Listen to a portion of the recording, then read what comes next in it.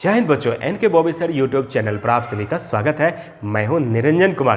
प्यारे बच्चों, आज के वीडियो में हम लोग देखेंगे कि हिंदी वर्णमाला के अंतर्गत कौन कौन से व्यंजन वर्ण हैं, व्यंजन वर्णों की संख्या कितनी है, व्यंजन वर्ण किसे कहते हैं, व्यंजन वर्ण के कितने प्रकार हैं, इन सभी को देखेंगे इस वीडियो में। तो चलिए बिना देर के हुए शुरू करते हैं आज का वीडियो। अब मेरा ध्यान तभी लोगों पर है कि कितना जल्दी तुम लोग चले जाओ खा लो, है ना। आधा अब ध्यान लगता है उधर है, आधा इधर है, इसलिए बार बार मिस हो जाएगा।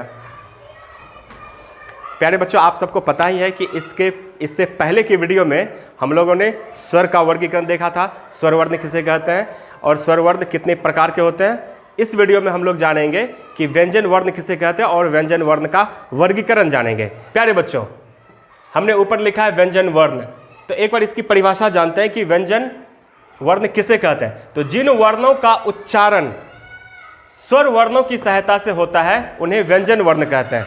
तो प्यारे बच्चों बताइए, जिन वर्णों का उच्चारण स्वर वर्ण की सहायता से हो उन वर्णों को कौन सा वर्ण कहेंगे? व्यंजन वर्ण कहेंगे। Very good. चलिए, जैसे क हलंत जो धन अ बराबर क, ख हलंत धन अ बराबर ख, प हलंत धन अ बराबर प, ट हलंत धन अ बराबर ट इत्यादि।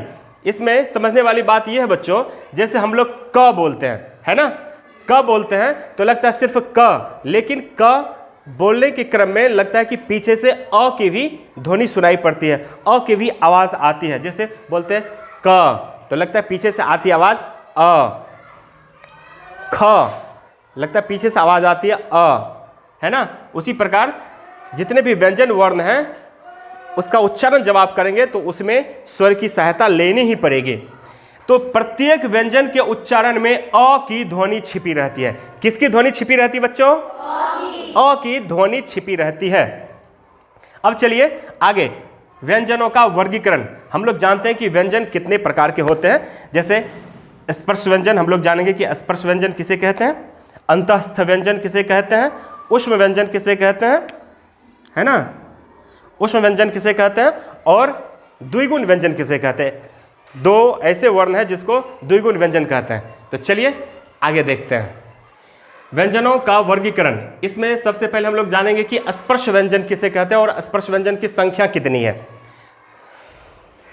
तो जिन व्यंजनों का उच्चारण कंठ, तालु, मूर्धा, दंत और ओष्ठ स्थानों के स्पर्श से हो उन्हें स्पर्श व्यंजन कहते हैं। यानी इसमें क्या होता है, वर्णों का उच्चारण करते समय कंठ, तालु, मूर्धा, दंत और ओष्ठ में स्पर्श होता है, एक दूसरे को छूता है, सटता है। जैसे कवर्ग, चूंकि हम लोग हिंदी वर्णमाला के अंतर्गत 5 वर्ग पढ़ते हैं, कवर्ग, चवर्ग, टवर्ग, तवर्ग और पवर्ग, और प्रत्येक वर्ग में 5-5 वर्ण हैं। तो अगर 5 वर्ग हैं, प्रत्येक वर्ग में 5-5 वर्ण हैं, तो कुल कितने वर्ण हुए?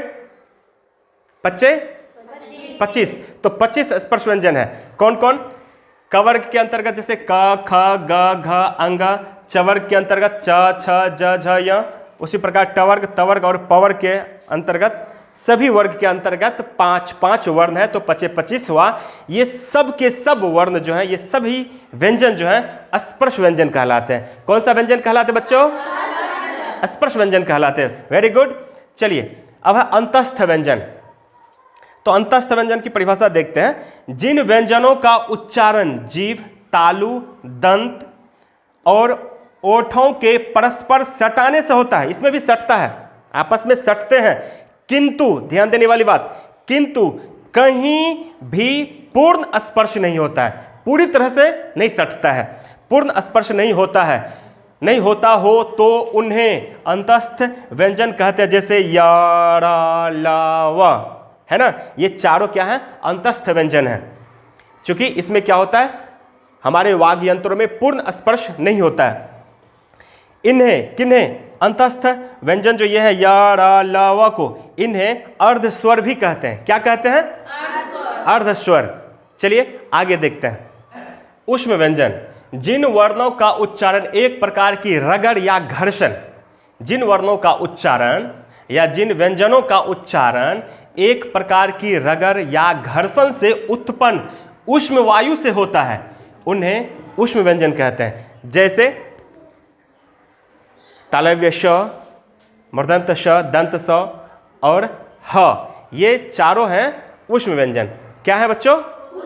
उष्म व्यंजन है। उसके बाद आगे देखते हैं द्विगुण व्यंजन। द्विगुण व्यंजन ये र और ढ, जिसको आप बड़ा र भी कहते हैं, ये द्विगुण व्यंजन कहलाते हैं। र और ढ ये सभी के सभी हुए हमारे हिंदी वर्णमाला के व्यंजन वर्ण। आज की वीडियो में बस इतना ही। जय हिंद, वंदे मातरम।